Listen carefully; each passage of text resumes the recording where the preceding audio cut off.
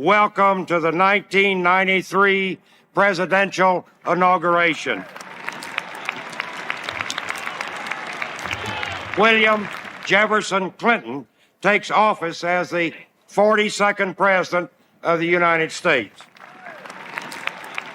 I, William Jefferson Clinton, do solemnly swear.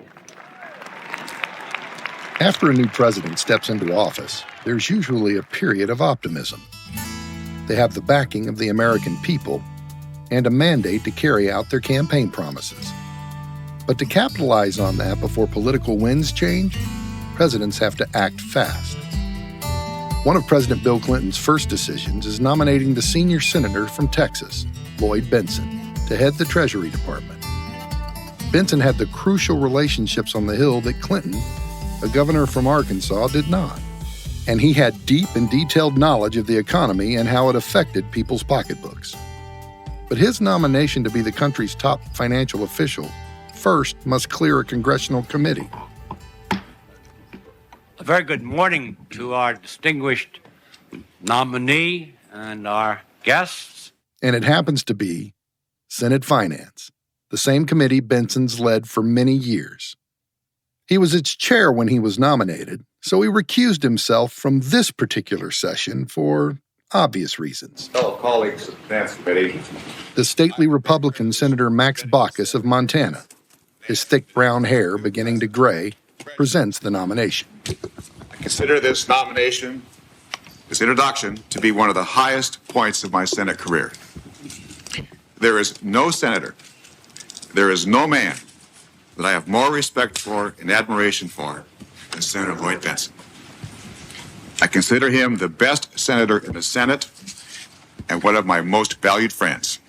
Bentsen is seated at the witness table in front of his peers. He looks up at Senator Baucus, who is seated in a half circle with other members of the committee on the raised dais. Senator Bentsen leans toward the mic. Thank you very much, Mr. Chairman. I was listening, obviously, with great pleasure to those introductions. And as I was thinking of the exaggeration and the generosity, I couldn't help but remember that story of the old gentleman who received just such generous introductions. And he stood up and he said, "Be not surprised, it is but I." Senator Daniel Moynihan, a Democrat from New York, is leading the nomination hearing. Thank you, Mr. Chairman. Thank you. From both sides of the aisle, it's a love fest. May I say before we begin our statements and questions, it is Senator Bentsen's wish that we might have a vote at the end of this morning's hearing. It would be Typically, senators deliberate. They spar over what the nominee will or won't do with their position. They stall or grandstand or take days to deliberate. But for this nomination? I hear the suggestion that a vote be taken now, and I think it is a gracious suggestion. I'm going to take the suggestion of the Republican leader if I have the concurrence of the ranking committee. Let's do it. Is there the clerk present to call the roll? Mr. Moynihan. Aye. Mr. Baucus. Aye. Mr. Bourne. Aye. The chair announces that the vote is unanimous and congratulates the secretary. What do you say we stand and give him a hand? Bentsen's leadership on the Senate Finance Committee, his ability to build partnerships and coalitions by focusing on shared goals, and his work ethic and business background made him particularly well suited to head the Treasury Department. But just like Clinton stepping into the presidency, getting things done meant acting fast. Here's Ed Knight, who worked for Secretary Bentsen as senior advisor in the Treasury Department. In Washington, in a presidency, you have to do it in the first couple of years. Clinton had two, just 2 years before his party would lose the House and Senate. Clinton lost the Democratic majority in 1994 elections. So it was that time when Lloyd Bentsen was here that there was a vast amount of policy making. He had to act fast.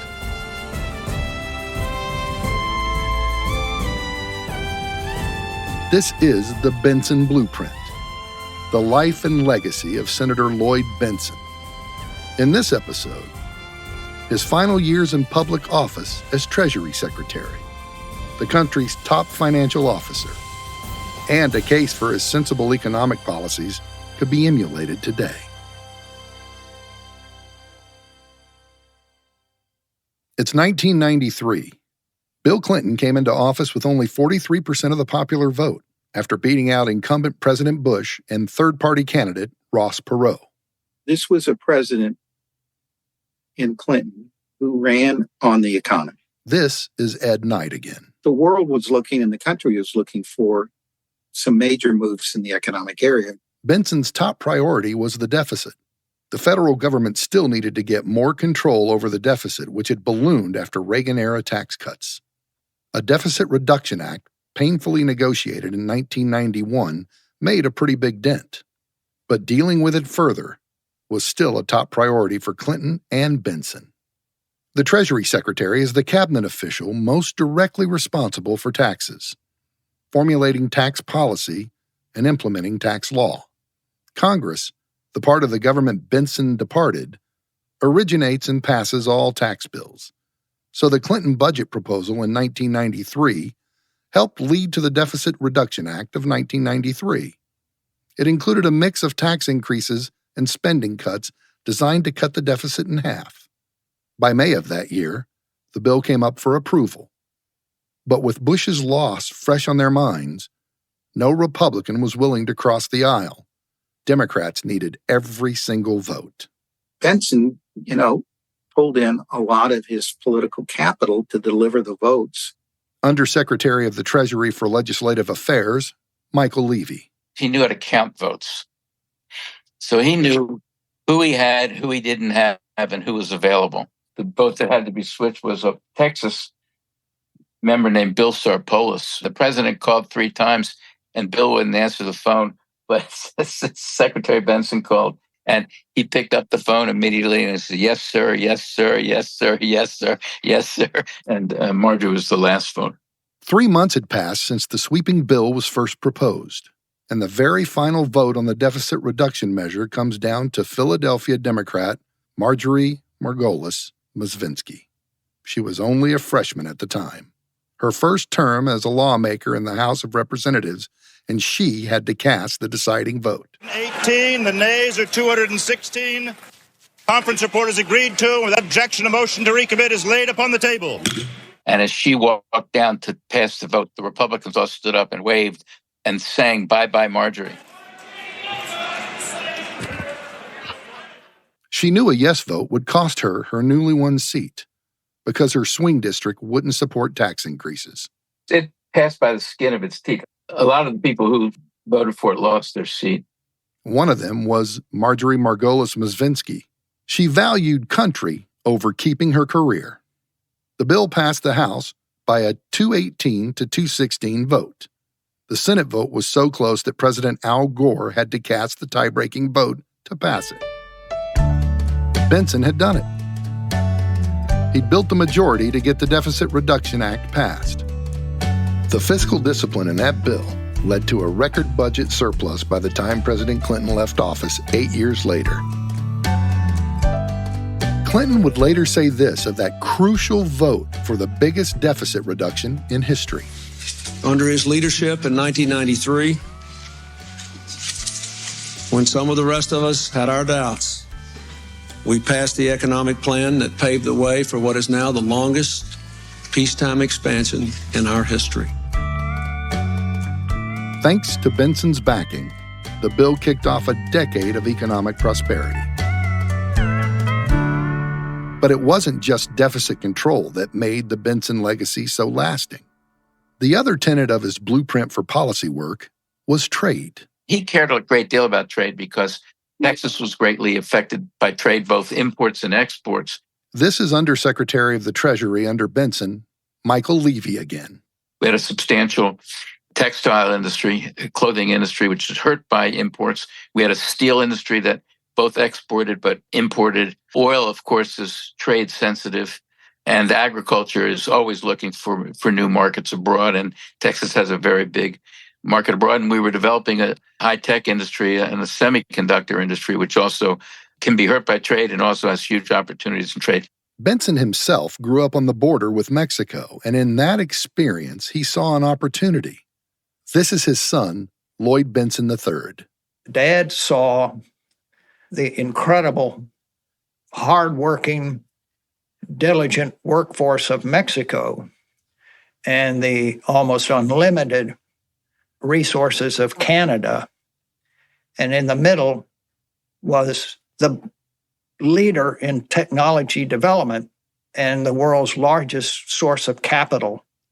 And so he saw labor from Mexico combined with resources from Canada, combined with capital and technology in the United States, would create an economic powerhouse that was unrivaled. That's what he saw. And so tariffs came down and trade agreements were struck. Before entering the Treasury Department, Bentsen had been hammering on the issue of trade. We have taken a terrible beating on trade. We saw our leadership erode in key growth areas such as semiconductors, machine tools, robotics. We saw things that were created, invented in this country, now taken over by other countries, such as VCR and color TV and the microwave oven. In a speech in Washington to the Economic Club, he articulated how Japan and Germany were both leading when it came to forming trade alliances that lifted entire regional economies. Throughout the 80s, trade was a catalyst for economic miracles all over the globe, except for our own country. I think we've been slow to understand and realize the economic realities of what trade can be and what should be. So he pushed the North American Free Trade Agreement, NAFTA. Many people have said he was the father of NAFTA, and he certainly was one of the key authors. And also fought for updates to GATT, or the General Agreement on Trade and Tariffs. It paved the way for the creation of the World Trade Organization, or WTO. I think this vote, if it went against us, would be as significant as the vote in 1930 on what was the Smoot-Hawley bill. But a bit more about Smoot-Hawley. Known by historians as one of the worst pieces of legislation ever passed by the Senate. And that's when the United States turned inward, turned to protectionism, and you saw nations around the world follow in that regard. And you saw a worldwide depression finally come about. In 1979, Bentsen was known for his trade wonkiness. When he led the Joint Economic Committee, trade was a central tenet. He developed this slogan. He called it Bentsen's Law. Longtime colleague Michael Levy. If you're going to sell in our market, your market better be open to ours. And it was the kind of thing that, rather than being kind of an eggheady free trade argument about market efficiencies, it was kind of tough, and so it could appeal to a lot of people who wanted people to be tough on trade, but it basically was about demanding reciprocal free trade. By near the end of his time at Treasury in 1994, Bentsen is instrumental in the creation of numerous economic agreements and alliances that remain today. NAFTA, and updating GATT, which led to establishing the World Trade Organization, or the WTO. GATT was a set of rules agreed upon by member nations. I think you revert to protectionism, you're on the way downhill. You have given up. You're not going to expand your markets. You're not going to be a world power. That's the beginning of the end. I think that's utter foolishness. Tough love, fiscal discipline, in the form of spending cuts and some tax increases, did reduce the deficit. Next, Bentsen wanted to tackle interest rates. He did it by working with the Federal Reserve Chairman Alan Greenspan. This time, instead of deal-making around the poker table or on a walk in a cornfield, he influenced policy on the tennis court. An avid tennis player, he begins to play regularly with the Federal Reserve Chair, meeting almost every Friday for a match. And those weekly meetings gave both a chance to speak unofficially about economic policy. Our theory then was if we could reduce the deficit as a percentage of GDP significantly, we would unleash from the Fed a long-term reduction in interest rates. Here's Michael Levy. Lloyd Bentsen understood exactly what Alan Greenspan would do in return for every dollar of deficit reduction. And Alan Greenspan understood every dollar of deficit reduction that Lloyd Bentsen thought he could get into that budget bill. See, Bentsen and Greenspan were an important financial partnership. As Federal Reserve Chair, Greenspan controlled monetary policy, which is what banks can do to influence the economy through levers like interest rates, which have an effect on prices and employment. The White House economic policies influenced Congress, which directs fiscal policy. The leadership of the economy from the White House came from Secretary Bentsen and Robert Rubin. Rubin headed up Clinton's newly created National Economic Council after leaving his post as co-chair of Goldman Sachs. Bentsen knew the Senate. Rubin knew the marketplace. Together, working with Congress, they were the primary architects of Clinton's economic policies. You couldn't have picked two men, Bentsen and Rubin, who had greater mutual respect and who had as much understanding of the complexities of the U.S. economy as those two gentlemen. Ultimately, combining both fiscal policy and the monetary policy led by Greenspan at the Fed meant all three had tremendous influence over the U.S. economy. Looking back, those close to Bentsen said so much of the understanding between these men was hammered out on the tennis court, then conveyed to the White House. Here's Secretary Bentsen's son, Lloyd. Alan Greenspan, Dad, playing tennis once a week, not just hitting a ball back and forth, but hitting a budget deficit number back and forth. Dad going into the negotiating meeting, if we get this number down to this number, then that will impact the markets and capital will be freed up and interest rates will begin declining and the economy will take off. Because of the second $500 billion deficit reduction brokered in 1993, long-term interest did come down below 10% for the first time in 15 long years. The lower interest rates then drove home building, automobile sales, and general consumer spending at all levels. NAFTA came into effect at the same time, expanding trade, launching the U.S. economy into its longest stretch of growth. Here's Bentsen on This Week with David Brinkley toward the end of his time as Treasury Secretary. What you're seeing today is the biggest deficit reduction in the history of this country. And you're going to see it for 3 years in a row. That hasn't happened since Harry Truman. We're looking at the best economic numbers that I have seen in 30 years. Low inflation, creation of jobs, and increase in the GDP. Democrats could make all this change because they controlled the House, Senate, and the White House. But on general election night, 1994, no one has a greater stake in the outcome of this election day than President Bill Clinton. The mood here at the White House is one of nervous tension. The mood here, I think, is now a realization that it is all over. The economy was going well, but Clinton had pushed hard on universal health care. It turned voters off. Republican Congressman Newt Gingrich pushed a contract with America, and they argued the government had gotten too big. When votes were tallied, the Democrats lost both the House and Senate. This looks like it's a huge Republican landslide. It's the first one I've ever been through. The first Republican sweep in 40 years. So the party in power in the House for 40 years has been trashed. It's not used to this. How does it recover? Or does it? Republican House member Newt Gingrich, who would go on to be elected House Speaker, threatens to undo Democratic policy gains. I believe that we have reached a turning point in American history. In its first 100 days in office, the GOP-led House works quickly. They vote in an anti-crime package, a child tax credit, and small business incentives. But they did not undo Clinton's overarching economic policies. Part of the reason why the Bentsen-Rubin economic policy stays in place is because of long-term planning. Bentsen and his Treasury successors, Robert Rubin and Larry Summers, were part of a group in 1994 to agree to an economic plan for 8 years into the future. The legacy of Bentsen's work ends up staying largely intact. Before taking the role as Treasury Secretary in 1993, Senator Bentsen wielded a tremendous amount of power as the Senate Finance Committee chair. So what made him decide to leave the post? Here's his son, Lloyd. It wasn't an automatic yes. I think he kind of thought through, what are the things that need to be done? I've got a couple of years left in my term.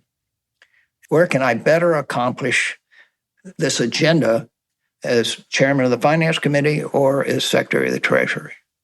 As luck would have it, he could accomplish the Deficit Reduction Act of 93 for President Clinton only as Secretary of the Treasury. In other words, he was in the White House. He talked President Clinton into cutting spending. All his advisors were jumping out windows saying, "You've just violated all your campaign promises." Treasury Undersecretary Michael Levy. Largest author of the big budget bill, the Omnibus Reconciliation Act that Clinton passed, that led ultimately to a balanced budget.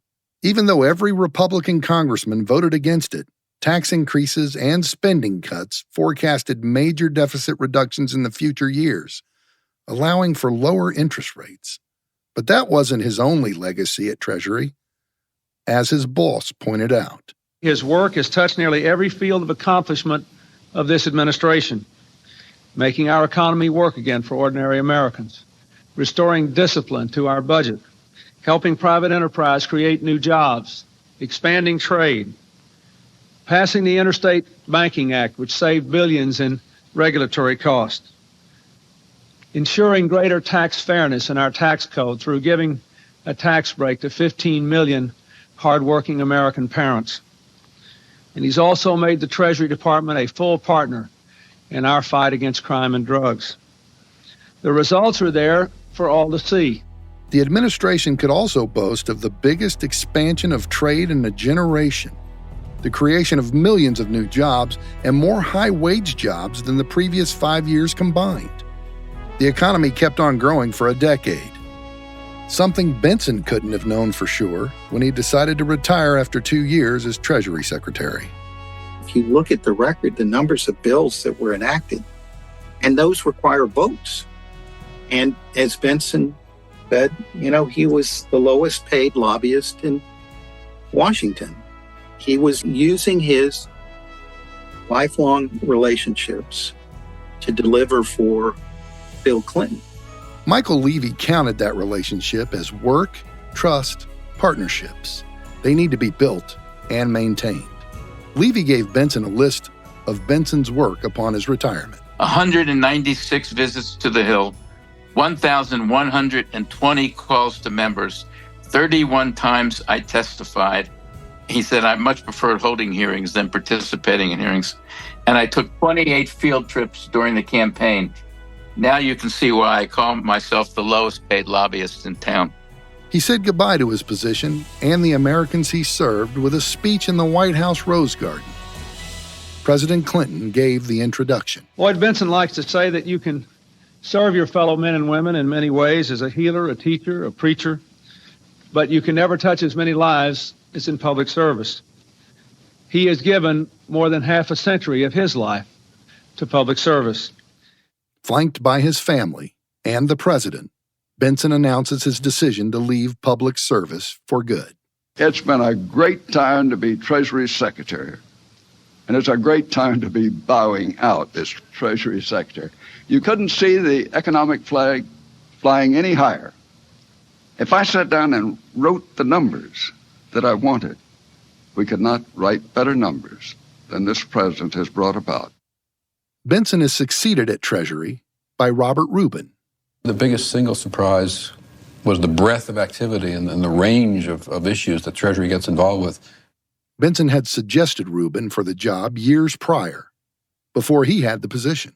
Back in Arkansas, when the president asked me, he said, who do you think I should appoint as Secretary of the Treasury? And I said, Bob Rubin. And he said, that's funny. He said, Bob Rubin told me you.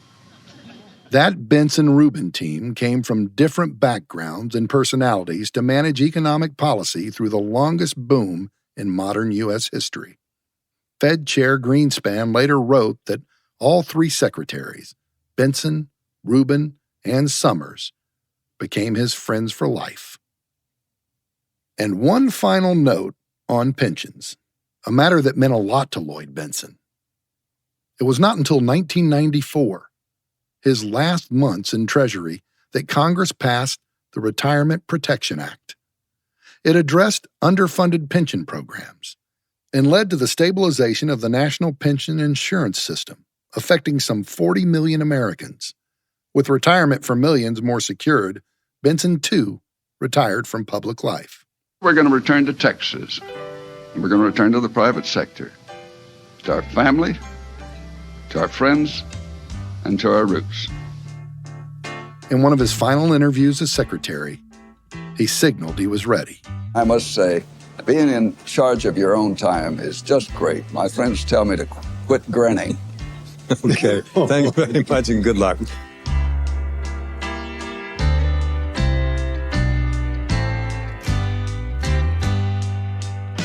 On our next episode, Bentsen's closest friends and collaborators look back on his legacy, and we look forward to how his policies could help us in the future.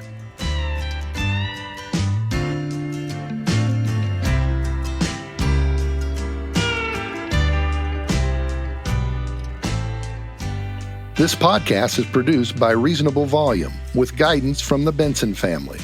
It's executive produced by Elise Hugh and Rachel Swaby, and written by Elise Hugh. Percia Verlin is our production coordinator. The show is engineered by Mark Bush and hosted by me. I'm Patrick Frank. You've been listening to The Bentsen Blueprint.